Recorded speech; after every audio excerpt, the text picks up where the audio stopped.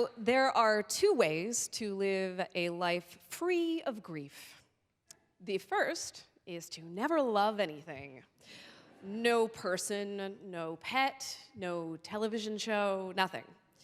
The second is to go ahead and love things, but to die before everything you care about. Those are your choices. So just for the sake of time, I'm going to assume you know they both suck. My point is that if you are very lucky, if you live a statistically normal amount of years and you have love in your life, you are going to experience grief. It is absolutely universal. Everyone in this room and this city and this planet is going to be in mourning at some point in their lives.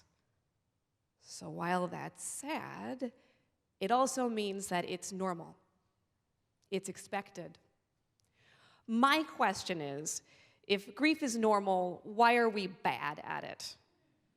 Because we are bad at it. And I don't mean taking care of people who are grieving, I mean being people who are grieving.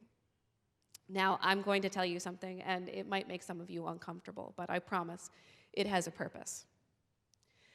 3 years ago, my daughter died.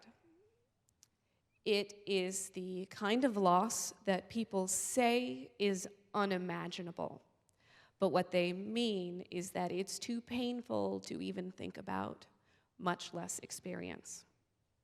There is a part of me that will never leave the room where my daughter died, and that is the truest thing that I can say.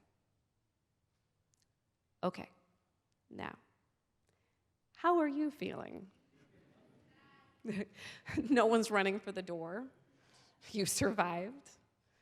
I bet a fair few of you knew exactly what I was talking about when I said I will never leave that room, because you have your own rooms you will never leave. If there is one word that people use to describe the grieving process, it is lonely. And that is the paradox. Grief is universal. Grief is isolating. I am alone. I am in company. We are bad at grief because how to live with it long term is never modeled for us. Grieving people hide it because it's rude to make you feel like I just made you feel. But because other people hide their grief from us, when we experience it ourselves, we feel alone. This leads many of us to believe that loss is something you get over instead of something you get used to. But I have a proposal. I call it the wet chair, wet pants method of grief sharing. Don't worry, the pants and the chair are metaphorical. Let's say you're out for a walk and your favorite little old lady neighbor spots you and she invites you to come sit with her on her porch. But when you get up there, you see that the chair that she's offered you is wet. And you know if you ask her for something to wipe it down, she's gonna have to get up and she's creaky and her dog is in her lap. So, do you just sit in the chair? Or do you make your neighbor just a little bit uncomfortable to spare yourself a greater discomfort?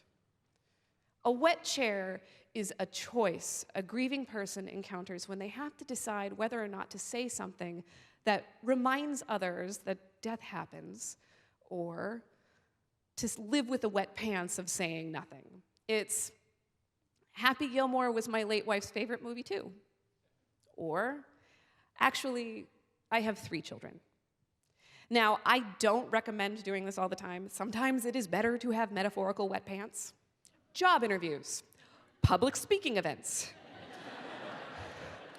But if you can get comfortable with making others just a little bit uncomfortable, you open yourself up to so much more.